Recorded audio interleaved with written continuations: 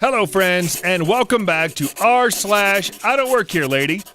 Today, we've got a couple more stories, and the first of them. No, I won't be checking if there's a copy of a movie that hasn't even been released in the cinemas, as I do not work here. But before we get started, I hope you've already subscribed to the channel so you don't miss any new videos, and let's get started. After reading some of the stories here, reminded me of one of my own incidents when I was in high school working for a really popular South African restaurant franchise that has a Native American theme. It has several hundred stores all over the country, in all the cities and most of the smaller towns, and used to run constant ads everywhere. One afternoon, during a small break, I decided to buy myself a DVD or two. Never rented, even though a few years later I would part own a video rental store and have some stories that I might post on Tales from Retail. In my full uniform, which included long jeans, a navy blue golf shirt, apron, and a hat that had the logo of the franchise prominently all over it. The store I went to had a very different uniform, with the only similarity being that they also wore jeans. Plus, they just recently opened and were an independent store, and it had been unoccupied for years before.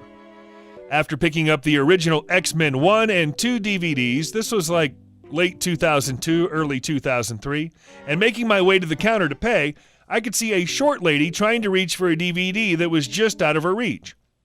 I grabbed it easily, being about 6'6", and she thanked me. I say no problem and continue on my way to the counter when I felt someone poking me in the back. Lady, excuse me, young man, do you know if there's any stock in the back for X-Men 3? Me.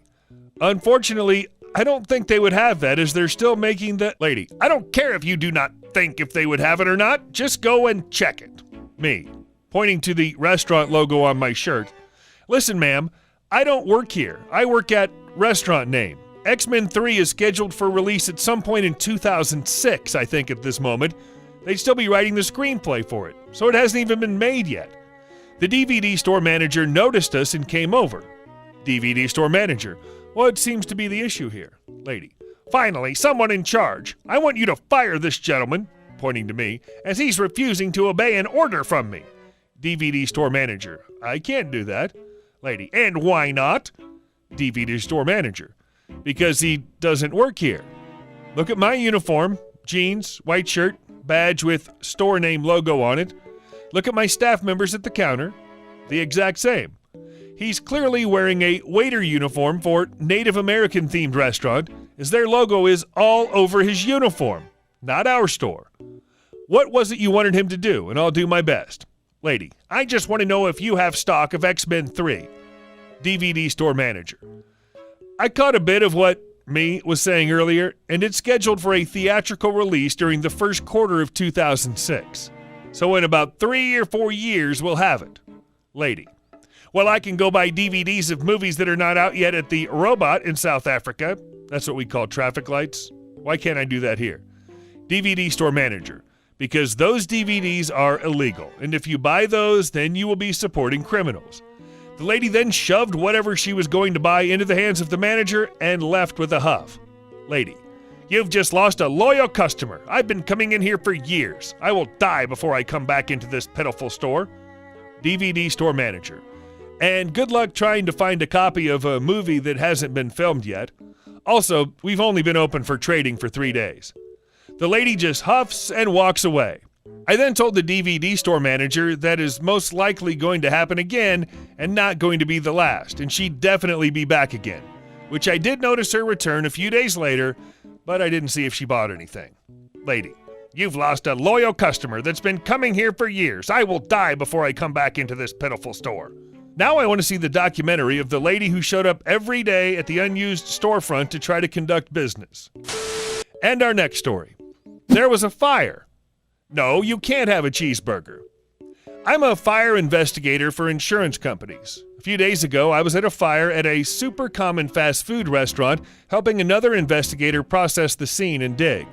All the fun parts of my job without any of the responsibility or report writing. It was so cold that if you farted too wet, your butt hair would freeze. So I was in black coveralls and my black Carhartt with a baseball hat and regular N95 mask because fires in fast food restaurants are gross, you know? I looked in no way like a restaurant employee. Even with the black clothes, you could tell I was covered in soot and debris, and what restaurant employee wears an N95 that's been stained black? I was standing outside in the parking lot with another investigator that was there, and we were chatting, taking a break from being in the grossness from inside. The parking lot has been filled with debris. On one end of the parking lot, there's a 9-foot-tall pile of random burned crap. On the other end of the parking lot, in front of the drive, there are roof ventilation systems that are half burned and melted in a big pile, along with a whole assortment of burnt crap. There's caution tape everywhere. There's fire debris haphazardly strewn throughout the area. There's a very visible hole burnt in the top of this building. There's a damn fire engine parked at one entrance of the parking lot with their lights on, blocking the entrance. There was no way to misunderstand what had happened at this building.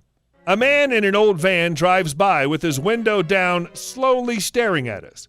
He had an inquisitive look on his face. He drove past the first entrance, then attempted to turn into the entrance blocked by the fire engine.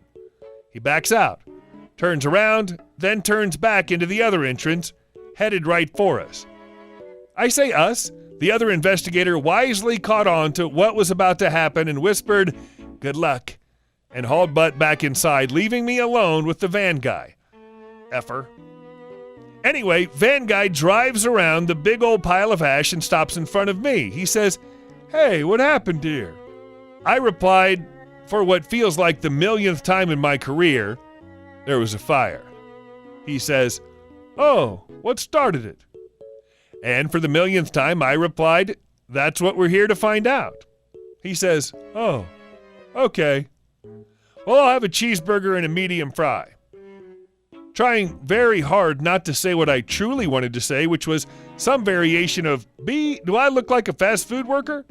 I told him that, no, there was a fire. You can't have a cheeseburger. He then proceeded to ask, "Well, can I have a large Coke then?" Again, no, there was a fire. You can't have a effing Coke. You know how you can see when someone has a moment, when they have a moment and it finally clicks? This guy had that. He looks at me and asks very intently if I work there. I say, "No, I'm here investigating the fire." He then asks, and I'll never forget it, "So they're closed? But why?" Feeling like I've met the universe's densest star, I replied, "Because there was a fire." He finally just says, "Oh, okay. Well, bye," and just drives away and out of my life. I'm still not sure he truly understood why he couldn't have his food. I walk back inside, and the a-hole who'd left me there to deal with the Jacques Clouseau himself is standing there just asking how it went, because I work with a-holes. The universe's densest star, I love it. The fact that he thought he could order food from a random man in a parking lot if the restaurant was open solidifies his claim to that glorious title. Lady grabs me by the collar in Walmart. I worked at PetSmart during most of my undergraduate degree. We were in a strip mall type area, as most are, which ended with our store pretty much right in a massive Walmart parking lot. This was great when we needed supplies like Sharpies for writing codes on the fish bags or something like that. It wasn't uncommon that I'd run over on my break to buy an energy drink or lunch or something for the store. On this day in 2012, I was being really dumb. It was finals week and I was running on 2 hours of sleep for the last 5 days in a row, completely on autopilot. Our uniform at the time was khaki pants and a light blue collared shirt with PetSmart on the back in huge red letters. We also had gotten headsets. I went over to pick up a small whiteboard for my department and completely forgot to not only take off my work shirt, but my headset as well. I tried to stuff it in my pocket as best I could, but anyone who knows ladies' dress pants knows that wasn't happening. But I was already in the store at the time, so I just realized I had to rush and hope it'd be okay. So I'm crouched down, digging through the cheap whiteboards at the bottom shelf, trying to find one that isn't broken, and suddenly I'm knocked on my butt. This woman grabbed my collar right above the big PetSmart logo, and it pulled me over. I tried to look at her and said, "Excuse me, are you all right?" My retail brain was still on, and also I thought maybe she'd grabbed me to keep from falling or something. I don't know, I was pretty out of it. She starts shouting about the lack of good employees these days. She was maybe in her 60s, small-framed and loud. This is when I realized, and I said, "Oh, I'm sorry, I don't work here actually." I pointed at the logo on my back. She goes off about how I'm clearly a manager, pointing at my headset. By now, I'm clutching my whiteboard and trying to leave. I again apologize, saying, "No, I work at the pet store across the way," and pointed at the small logo on my name tag. I think she took this to mean I worked at the pet department in Walmart. After a couple of minutes of arguing, while I backed away and managed to make it halfway to the register, she asked for my manager. I told her his name is Steven. He works at PetSmart. If you go over there, you can talk to him. I thought she finally got it because she stormed off. I paid for my things and went back across the way. It wasn't until an hour later, but she came in. She asked the cashier for the manager while I spied from a couple aisles over. She actually tried to make a complaint about me not helping her at our sister store. My manager essentially laughed her off and told her he couldn't do anything about what I did on my breaks. She left threatening to call corporate, but I never heard anything. I can only assume she called Walmart corporate to make the complaint. Hey guys, thank you all for watching the video to the end, and I'll see you in the next one.